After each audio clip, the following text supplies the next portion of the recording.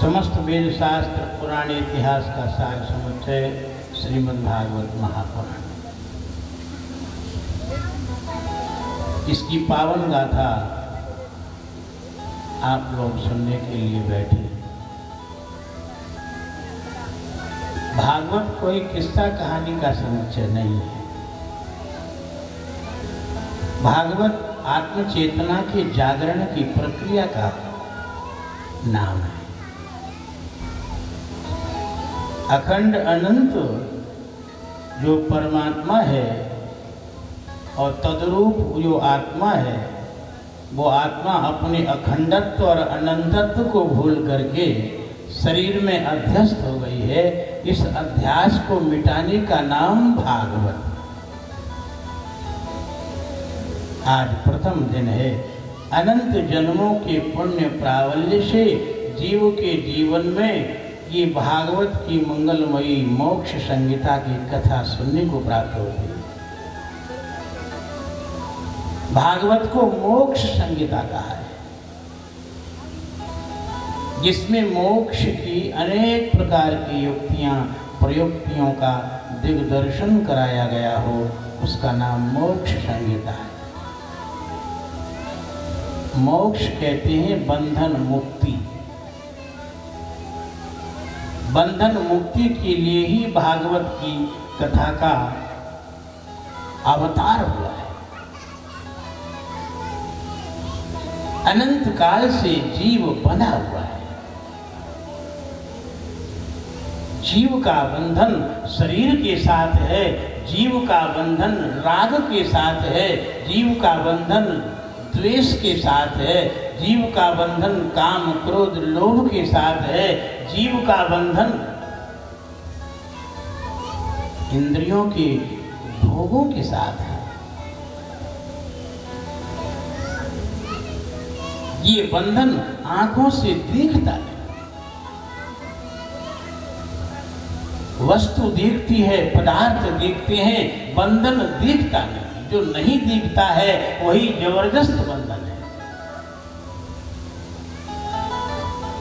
देखने वाले जगत का संचालक नहीं दिखने वाला जगत है। जो जगत इन आंखों से नहीं दिखता है वही जगत इस दिखने वाले जगत का संचालन कर रहा है। जैसा संचालन जगत का हो रहा है वैसा ही संचालन हमारे शरीर का भी हो रहा है। शरीर जो देख रहा है, इंद्रियां जो अनुभव में आ रही हैं और शरीर के जितने घटक हम महसूस कर पा रहे हैं, इन सब का संचालन नहीं दिखने वाले सूक्ष्म शरीर से।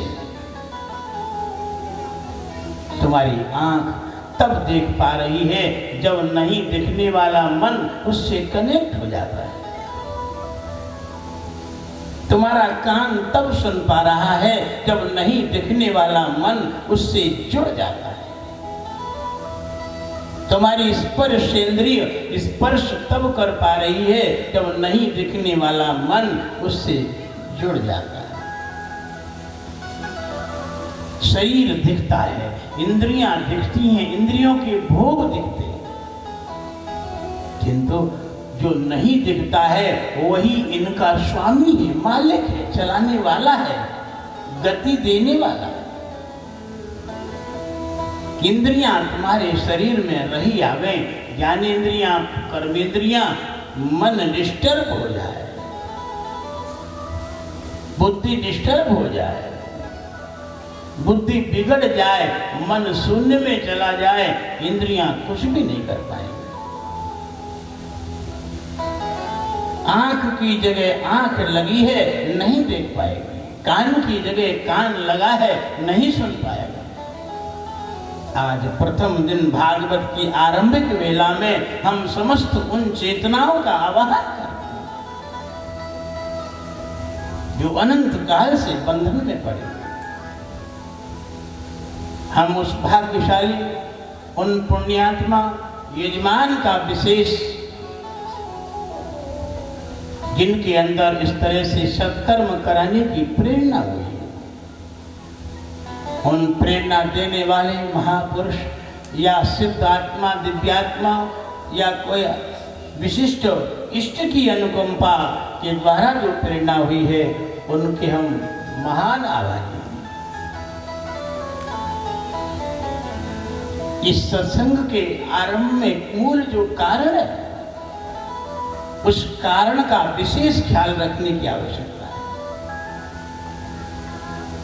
जो यजमान हमारे इस कार्यक्रम को करा रहे हैं और जिस उद्देश्य से करा रहे हैं, उस उद्देश्य की पूर्ति के लिए हम उस परमात्मा की अखंड अनंत सत्ता से प्रार्थना करते हैं कि अपनी महान दिव्य चिन्मय स्वरूप के द्वारा उन समस्त भद्रात्मा, दिव्यात्मा, चिन्मात्मा का कल्याण करें, जिनकी स्मृति में ही भागवत महापुराण का आयोजन हो रहा है,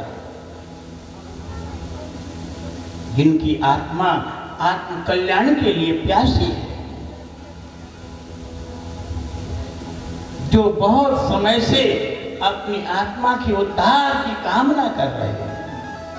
इस कुल परंपरा में जितने भी 1 पीढ़ी, 2 पीढ़ी, 3 पीढ़ी, 4 पीढ़ी, 5 पीढ़ी, हम तो कहेंगे अनंत पीढ़ियों की जितनी भी आत्माएं हैं, दिव्यात्माएं हैं, चिदात्माएं हैं, भद्रात्माएं हैं, उन सब का हम आग्रह पूर्वक, प्रार्थना पूर्वक आवाहन करते हैं, इस मोक्ष संहिता का पारायण साप्ताहिक श्रवण करके अपने जीवन को मंगलमय, कल्याणमय, धन्य बनाएं। यजमान के परिवार में, कुल में उत्पन्न हुई जितनी भी आत्माएं, उनका ही कल्याण नहीं, हमारी आवाज जहां जहां तक जा रही है, इस क्षेत्र में, इस ग्राम में, इस नगर में जितनी भी आत्माएं अपने आत्मा के उद्धार के लिए अनंत काल से प्यासी हैं, उन समस्त आत्माओं का हम आज आवाहन करते हैं और अपने अपने अधिष्ठानों में अधिष्ठित होकर के यथा विधि और वे इस मोक्ष संहिता का श्रवण करके अपनी आत्मा का उद्धार करें, कल्याण करें। और फिर हम उन दिव्यात्माओं का आवाहन करते हैं जो अभी पांच भौतिक शरीर में व्यवस्थित है, जो अभी जीवन लीला पांच भौतिक शरीर में जी रहे हैं। उन समस्त चेतनाओं का आवाहन करते हैं, उन समस्त भगवत भक्तों का आवाहन करते हैं, उन समस्त मानव मात्र का आवाहन करते हैं, वो इस मोक्ष संहिता में सहभागी बन करके इसकी दिव्य आनंदप्रद, मोक्षप्रद कथा का परिश्रवण करके अपने दैनिक जीवन को कल्याणमय बनावे और मरणोपरांत अपनी चेतना को बंधन मुक्त करके उस विराट परमात्मा में लीन करें। ये मोक्ष संहिता अलौकिक है। भगवान श्री कृष्ण परात्पर ब्रह्म, उसके लिए भागवत नया सभी बोले एते चांस कला पुंस कृष्णस्तु भगवान स्वयं। जितने अवतार आप लोग सुनते हैं, ये कोई अंश अवतार है, कोई आवेश अवतार है, कोई स्फूर्ति अवतार है, कोई अर्चा अवतार है, कोई वेदावतार है, कोई कलावतार है, किंतु भगवान कृष्णस्तु भगवान स्वयं परात्पर ब्रह्म है। परमात्मा उनकी पावन मंगलमयी लीलाओं का जहाँ व्याख्यान हुआ है, उस व्याख्यान के द्वारा अपनी मंगलमयी चेतना का उद्धार करने के लिए आवाहन करते हैं व्यास भगवान। मोक्ष संहिता बंधन मुक्ति दिलाती है। वस्तुतः जीवात्मा बाहर से नहीं दिखता है कि बना हूं, वस्तुतः अंदर से बंधा हुआ है। 84 लाख योनियों के जितने भी जीव हैं, ये सब शरीरों में बंधन प्राप्त किया है। सबसे पहला हमारी आत्मा का शरीर में आना, यही सबसे बड़ा बंधन है। आत्मा अति सूक्ष्म है, अखंड है, अनंत है। पृथ्वी से 10 गुना बड़ा तो जल ही है, जल से 10 गुना बड़ा अग्नि है, अग्नि से 10 गुना बड़ी वायु है, और वायु से 10 गुना बड़ा आकाश है, और आकाश से 10 गुना विस्तार वाला अहंकार है, और अहंकार से 10 गुना विस्तार वाला महत्त्व है, और महत्त्व से 10 गुना विस्तार वाला प्रकृति है, और प्रकृति से 10 गुना विस्तार वाला तुम्हारी चेतन आत्मा है। उस अखंड अनंत आत्मा को हम अपने चैतन्य स्वरूप को भूल गए और आभास में पड़ गए। आभास, आभास कहते हैं परछाई को। हम मूलभूत शरीर को भूल गए, मूलभूत अपने चैतन्य अधिष्ठान को भूल गए और परछाई के चक्कर में पड़ गए। जैसे किसी के आंगन में जल से भरा हुआ कोई कोपर रखा हो, आकाश में सूर्य तप रहा हो, सूर्य का प्रतिबिंब उस जल में पड़ रहा हो। यद्यपि जल में सूर्य जैसा प्रतिबिंब दिखता है, किंतु जल के अंदर जो प्रतिबिंब है वो यथार्थ सूर्य नहीं है, वो प्रतिबिंब है, बिंब नहीं है। इसी तरह से चंद्रमा कहीं जल में परछाई को प्राप्त हो रहा है। चंद्रमा की परछाई देख करके असली चंद्रमा का बोध कोई करे, असली चंद्रमा स्वीकार करने लग जाए, बस यही विडंबना हमारी हुई। मूलभूत जो चंद्रमा है वो आकाश में स्थित है, जल में जो परछाई पड़ रही है वो चंद्रमा का प्रतिबिंब है, और प्रतिबिंब के अंदर फिर चंचलता आती है जल के कारण। जल कोपर में भरा है, उसको हिलाओ, जल हिला है, प्रतिबिंब भी हिलने लगा है। प्रतिबिंब हिलता है, न कि आकाश में स्थित चंद्रमा। ऐसे ही हमारी चैतन्य आत्मा का प्रतिबिंब है मन।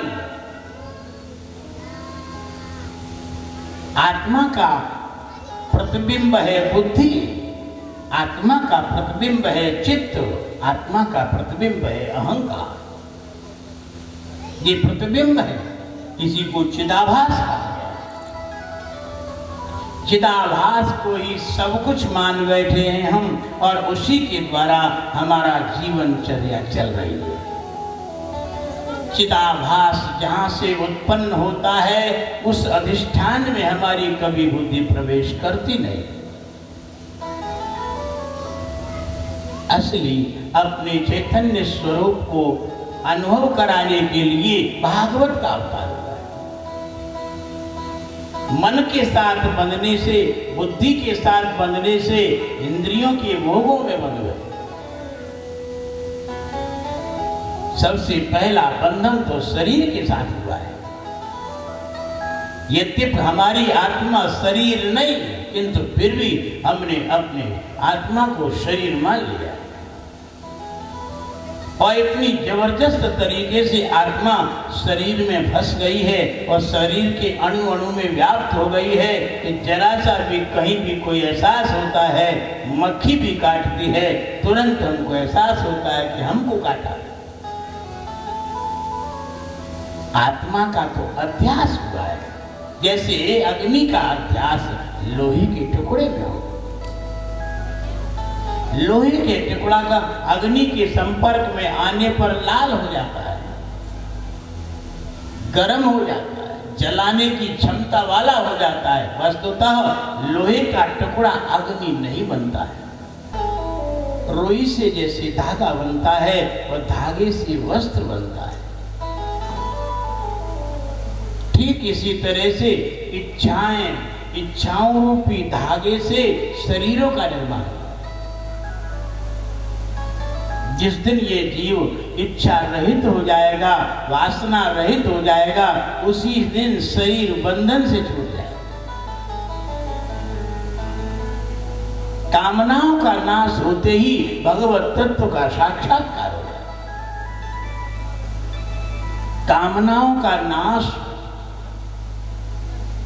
बिना भगवान के भजन के बिना संभव। गोस्वामी तुलसीदास जी महाराज रामायण में कहते हैं, राम भजन बिनु मिटहि की कामा, थल विहीन तरु कबहू की जामा। बिना पृथ्वी की कोई भी वृक्ष जैसे पैदा होता नहीं है, ऐसे ही भगवान के भजन के बिना कामनाओं का नाश नहीं होता है। कामना शरीर को धारण कराती है। मनुष्य की वासना मनुष्य शरीर में आत्मा का प्रवेश कराती है। पशु की वासना पशु के शरीर में प्रवेश कराती है। वृक्षों की वासना वृक्षों के शरीरों में प्रवेश कराते हैं। जल के अंदर रहने वाले 9 लाख शरीर हैं। उन 9 लाख शरीरों की रचना वासना से। आकाश में उड़ने वाले पक्षी 10 लाख 10 लाख 30 लाख प्रकार के पशु, 20 लाख प्रकार के पेड़ पौधे, ये सब वासना का तांडव नृत्य हो रहा है। अपनी तरफ झांको। अभी अभी जगने से लेके सोने तक कितनी इच्छाएं आपने की। आप रजिस्टर में नोट करो। केवल एक दिन की इच्छाओं को नोट करने का हम आग्रह कर रहे हैं।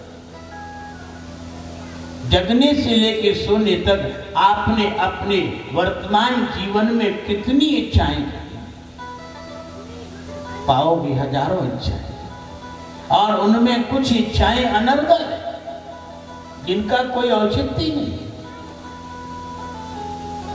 किसी समझदार पढ़े लिखे व्यक्ति को अपने मन के संकल्प विकल्पों को, दिन भर के संकल्प विकल्पों को पढ़वाओ, सुनवाओ, तो पढ़ा लिखा व्यक्ति यही कहेगा कि इससे बढ़कर के दुनिया में कोई पागल नहीं। एक दिन का एक्सपीरियंस, केवल एक दिन का। जब से जन्म हुआ है और जब तक मृत्यु नहीं हो जाएगी तब तक नित्य बहुत बड़े बड़े संकल्पों के बिंडा हम रख रहे हैं, बहुत बड़े। इनका विनाश जब तक नहीं होगा तब तक शरीरों का भी विनाश नहीं होगा। मृत्यु काल में जीवात्मा की जैसी इच्छा होती है, अगला जन्म वैसा ही होता है। अंतमति सुगति। सबसे पहला बंधन हुआ है शरीर के साथ आत्मा का, और शरीर आत्मा है नहीं। यदि शरीर होती तो शरीर के साथ रहते। बात पक्की सच्ची। यदि आत्मा शरीर होती तो शरीर रहता है तो तब तक आत्मा को रहना चाहिए था। सही बात है ना? शरीर आत्मा नहीं है, इसलिए शरीर के रहते हुए भी आत्मा निकल के भाग जाती है। ये हम नहीं बोल रहे, ये आपका अनुभव बोल रहा है। हजारों लोगों को आपने शरीर से आत्मा को निकलते हुए, शरीर को मरते हुए देखा है। इससे बात ये सच्ची हो गई कि आत्मा शरीर नहीं है। शरीर आत्मा नहीं है। आत्मा कुछ समय के लिए शरीर में आई थी, जैसे कुछ समय के लिए लोहे के टुकड़े में अग्नि का संपर्क हो जाता है। लोहे के टुकड़े में जितने समय के लिए अग्नि का संपर्क हुआ है, उतना समय लोहा अपने को अग्नि मानता है। किंतु जब संपर्क हटता है तो अग्नि शांत हो जाती है, वो काला कलूटा ठंडा लोहा हो जाता है। ऐसे ही जब तक शरीर के संपर्क में आत्मा रहती है तब तक शरीर ही अपने को आत्मा मान बैठता है, और जहां आत्मा का संबंध शरीर से हटा, एक झटके में ये शरीर मुर्दा हो जाता है, उस दिन इसकी पोल खुल जाती है कि आत्मा अलग थी और शरीर अलग था। जब रात को आप सोते हो, ईमानदारी से बताना, जब रात को आप सोते हो उस समय आप होते हो कि नहीं? क्या आप मर जाते हो? गहरी नींद में जब आप पलके पे सोते हो उस समय आप मर जाते हो कि जिंदा रहते हो? कोई नहीं स्वीकार कर सकता कि मरते हैं हम। मरते तो ही नहीं।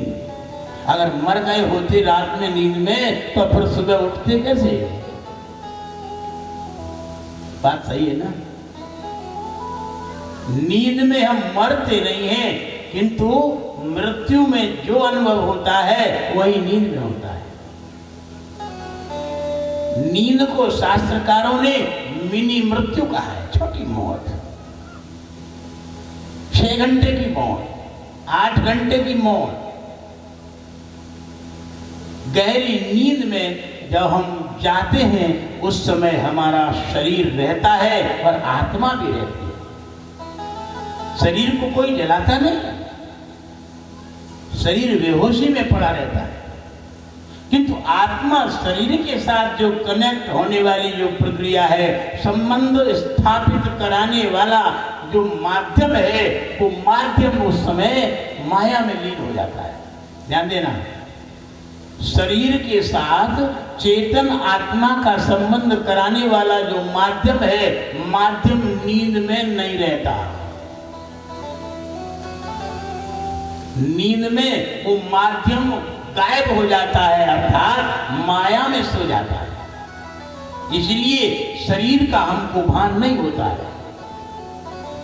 ध्यान देना, शरीर का जब निद्रा काल में भान नहीं होता है तो शरीर के साथ होने वाली जितनी हरकतें, ध्यान देना, राग होना, द्वेष होना, क्रोध होना, लोभ होना, मोह होना और दोस्ती होना, दुश्मनी होना, अपना और पराया होना, शरीर का अभ्यास अध्यास होना, ये सब के सब एक झटके में गायब हो जाते हैं।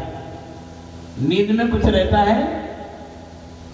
नींद में न दुश्मन रहता है, न दोस्त रहता है, न काम रहता है, न क्रोध रहता है, न लोभ रहता है, न मोह रहता है, न अपना रहता है, न पराया रहता है।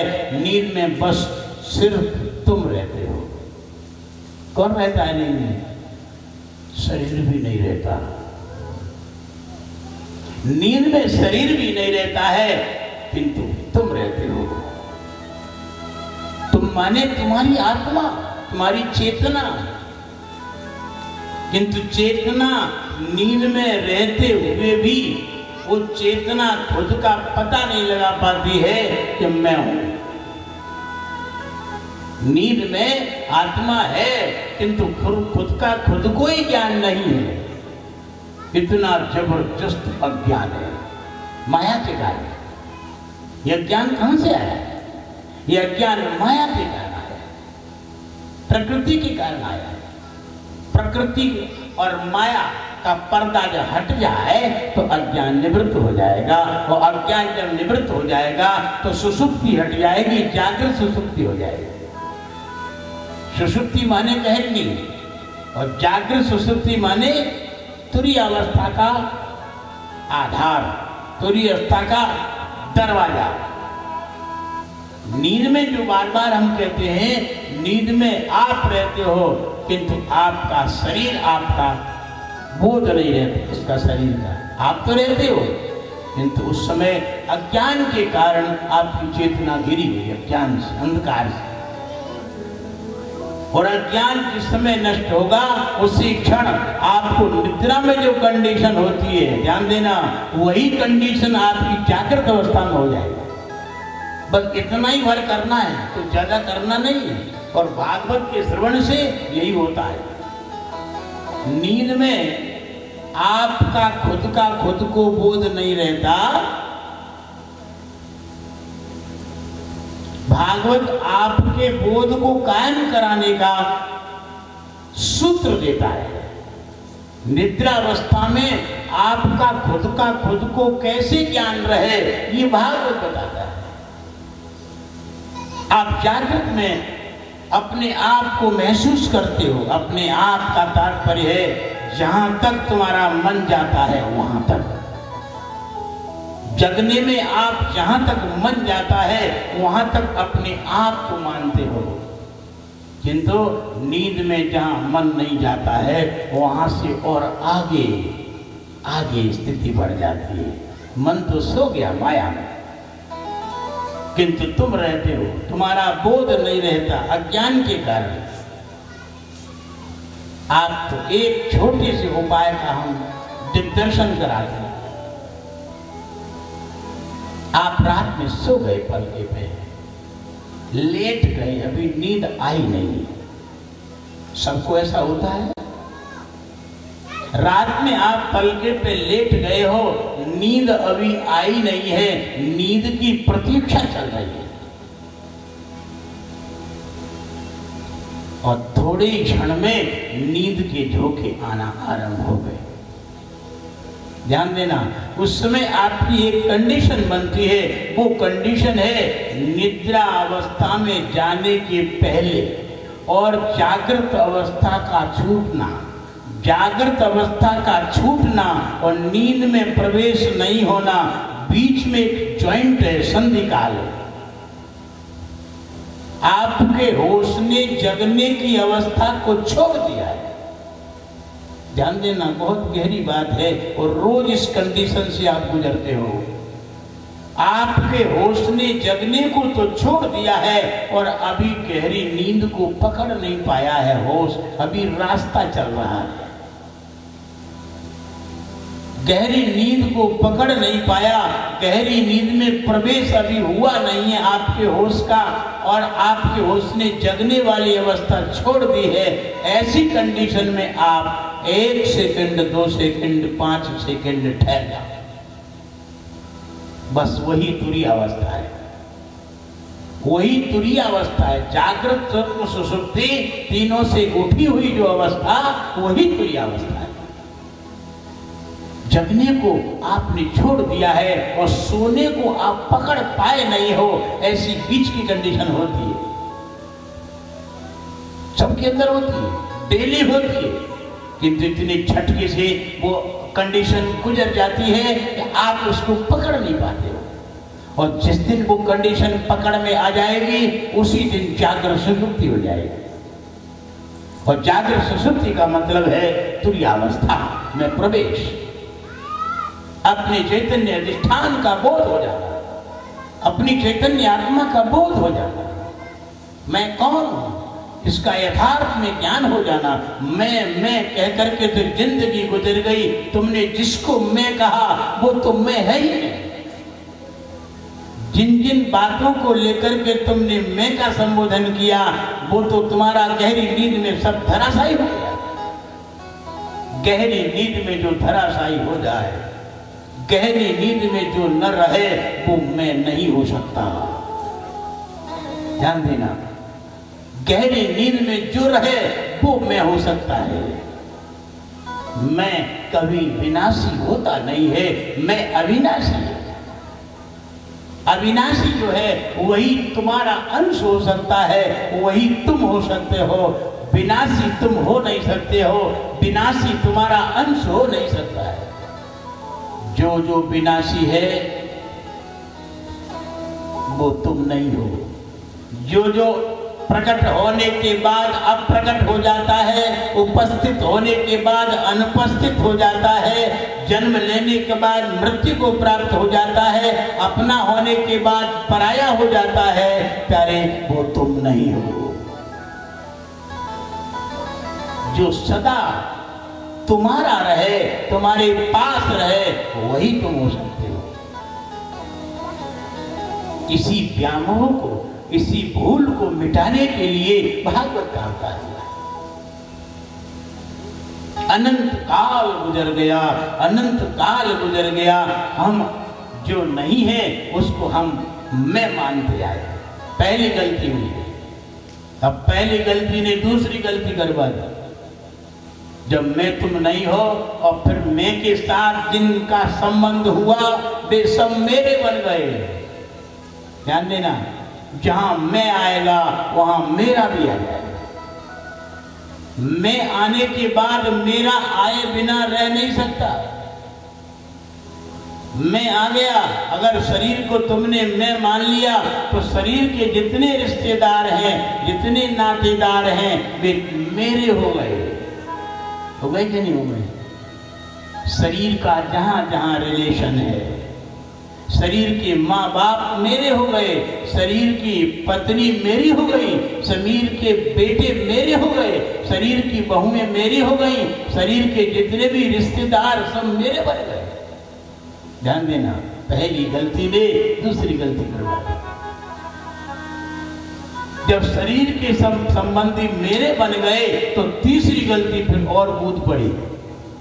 तीसरी गलती ये हुई है कि आपके जीवन में जो भी कर्म हो रहा है, ध्यान देना, कान खोल के सुन लेना इस बात, आपकी जिंदगी में जो भी कर्म हो रहा है, जगने से लेके सोने तक, वो सारे के सारे कर्म मेरों के लिए हो रहे हैं। हो रहे हैं कि नहीं? आप नौकरी करते हो, पैसा कमाते हो, कौन के लिए? गांव वालों के लिए,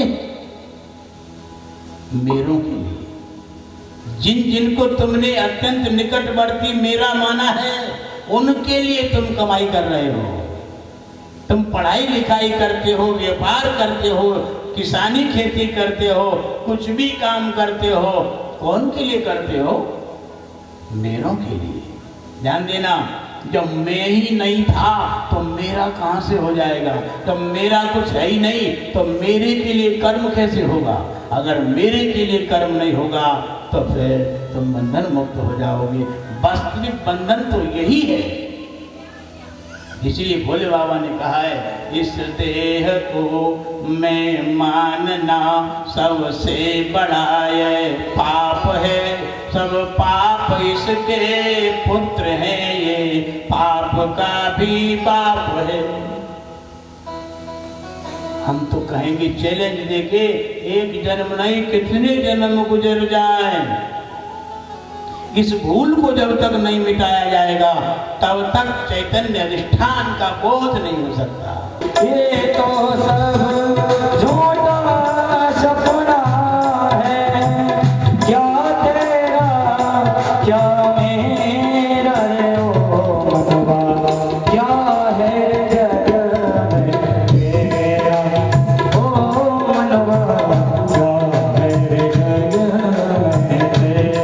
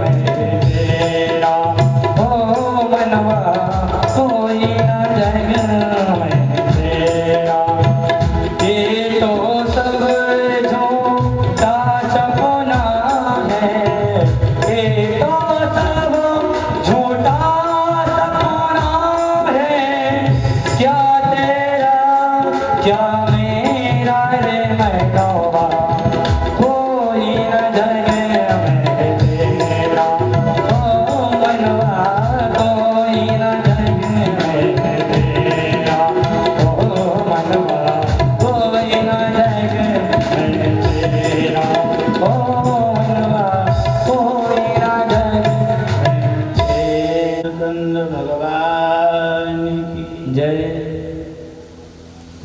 जागृत में सुख दुख दोनों का भोगता है,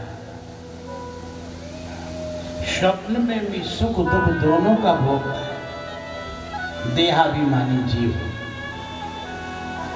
किंतु गहरी नींद में मात्र सुख का भोगता होता है। ध्यान देना, गहरी नींद में कभी दुख का उपभोग होता ही नहीं। इससे क्या सीख लेना है? इससे ये समझना है कि जब तुम अकेले होते हो तो अकेले में ही तुम्हारा आत्म सुख प्रकट होता है। आत्म सुख के मिले बिना मन चिरस्थायी होता ही नहीं। मन को जबरदस्ती हम रस्सियों से बांध करके त्राटक आदि अनेक हठयोग की क्रियाओं से पकड़ के रखना चाहते हैं, मन पकड़ में आता नहीं। यदि मन को सही मायने में पकड़ना है, 100% मन को स्थायी बनाना है, एक ही मार्ग है। वो मार्ग है, बोले निज सुख बिनु मन हो एक थीरा,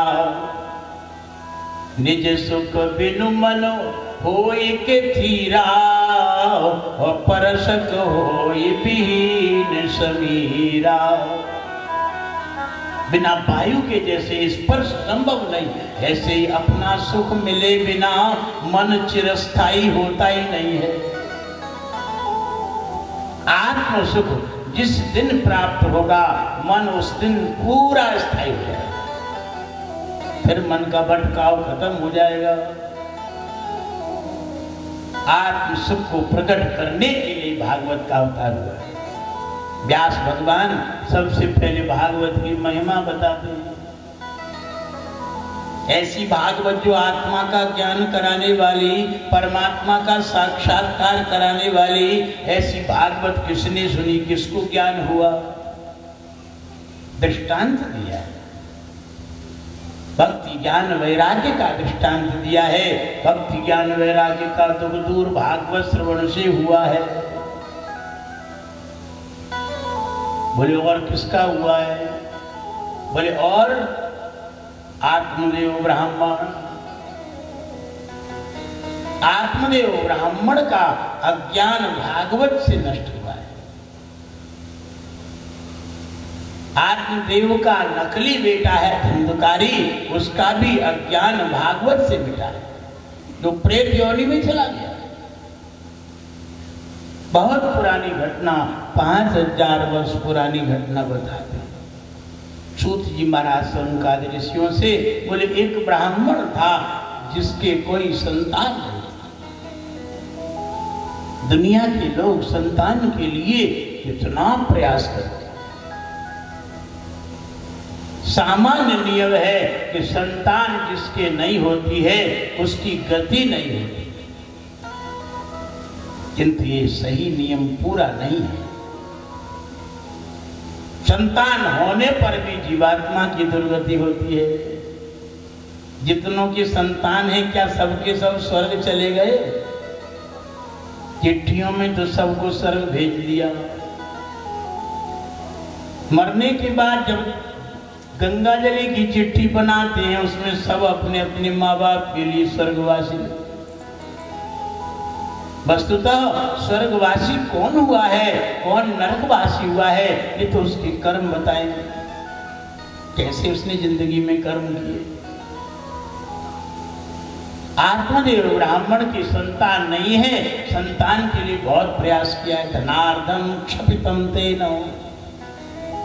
संपत्ति का आधा हिस्सा दान दे दिया। नहीं पुत्रो न पुत्री वा, न लड़का हुआ और न लड़की हुई। जब भाग्य में नहीं होता है, प्रयास करने पर भी सफलता नहीं मिलती। बहुत से लोग नेता बनने के लिए प्रयास करते रहे, सांसद और विधायक के ख्वाब देखते रहे, नहीं बन पाए, सारी जिंदगी गुजर गई। बहुत से लोग आलीशान बंगला बनाने के लिए प्रयासरत रहे, आलीशान बंगला नहीं बन पाया। बहुत से लोग करोड़पति बनने के प्रयासरत रहे, करोड़पति नहीं बन पाए, कारण उनके भाग्य में नहीं। भाग्यम फलति सर्वत्र न दैवम न च पौरुषम। संसार की वस्तुओं की प्राप्ति के लिए 4 बातों की आवश्यकता है। संसार की वस्तु तब प्राप्त होगी मनुष्य को जब 4 बातें पूरी हो जाएंगी। पहली बात इच्छा, दूसरी बात कर्म, आपको जो भी वस्तु चाहिए उसके अनुसार कर्म करना पड़ेगा, और तीसरी बात कर्म करने के लिए समय काल, बिना समय के कर्म होता नहीं। कर्म भी है, काल भी है, इच्छा भी है, और भाग्य नहीं है तो नहीं मिलेगी। भाग्य भी होवे, कर्म भी होवे, समय भी होवे और इच्छा भी होवे तो दुनिया की चीज जरूर प्राप्त हो जाएगी। आपको कोई रोक नहीं सकता। और 4 में से कोई एक ही कट ऑफ हो गई, ध्यान देना, 4 में से अगर भाग्य कट गया, कर्म, काल और इच्छा भी है, वस्तु नहीं मिलेगी। भाग्य है किंतु कर्म नहीं है, निकम्मा निठल्ला पड़ा रहता है तो भी प्राप्त नहीं होगी। कर्म भी है, भाग्य भी है, इच्छा भी है, किंतु समय नहीं बचा महाराज, हम मौत के दिन आ गए, नहीं प्राप्त होगी। समय भी है, भाग्य भी है और कर्म भी है, किंतु इच्छा नहीं है तो भी वस्तु प्राप्त नहीं होगी। ध्यान देना, चारों इन बातों का जहां संयोग होता है तो संसार की वस्तु प्राप्त होती है। आत्मदेव ब्राह्मण के जीवन में भाग्य नहीं, उसने आत्महत्या करने का निश्चय कर लिया है। कभी कभी अज्ञानी नासमझ लोग बहुत बड़ा कदम उठा देते हैं। आत्महत्या तो कभी किसी को करने का मन भी नहीं करना चाहिए। शास्त्र में आत्महत्या का घोर पाप बताया गया है, उस पाप का शास्त्र में कहीं प्रायश्चित होता ही नहीं है।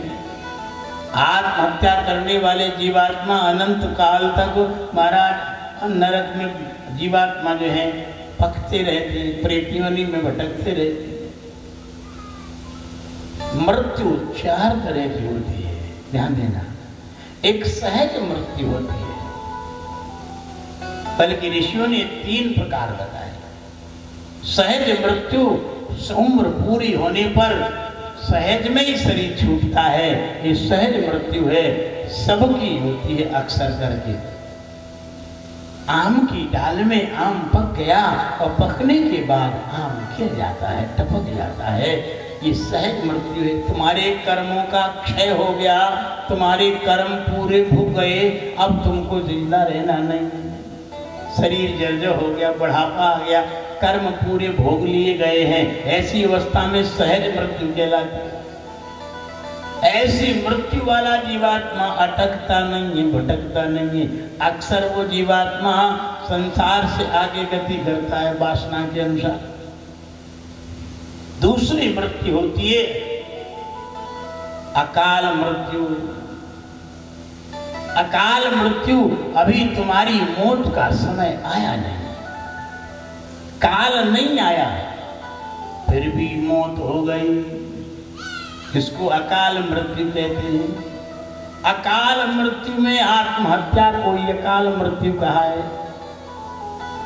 आत्महत्या, अभी तुम्हारा कर्म शेष है, कर्म पूरा नष्ट हुआ नहीं है, ऐसी अवस्था में तुमने कोई वर्तमान काल की विसंगति, कोई दुश्मनी, लड़ाई झगड़ा में तुम्हारे अंदर क्रोध उत्पन्न हो गया, उस क्रोध के कारण तुमने अपने शरीर को नष्ट कर लिया, ये अकाल मृत्यु। शरीर को नष्ट करने में इसमें 2 पाप लगे। एक पाप तो तुमको लगा कि तुमको किसी की, जैसे मनुष्य की कोई हत्या कर दे, किसी व्यक्ति की कोई हत्या गोली मार के कर दे तो उस हत्यारे को पाप लगता है। ऐसे ही तुमको एक पाप तो ये लगा तुमने अपने शरीर की हत्या की, तुमने तो की। और दूसरा पाप ये लगा कि तुम्हारे वे कर्मों का पूरा फल भोग नहीं सके, पूरा कर्म फल भोगा नहीं और तुमने पहले ही इसमें परमात्मा के नियंत्रण में नियति में आपने छेड़छाड़ कर, इसलिए दो तरह की पाप लगे। इससे बड़ी दुर्गति होती है काल मृत्यु, और तीसरी मृत्यु होती है आकस्मिक मृत्यु। ये आकस्मिक मृत्यु मरने वाला मरना नहीं चाहता, ध्यान देना, मरने वाला मरना नहीं चाहता और मरना पड़ता है। कोई पूर्व जन्म के द्वारा सुनियोजित होती है, पूर्व जन्म के कुछ ऐसे कर्म होते हैं जिन कारणों से वो मृत्यु होती है उसकी। तुलसी जैसे भवितव्यता तैसी मिले सहाय, आप न आवे ताय पर ताय तहां ले जाए। जल में डूब के मर जाना,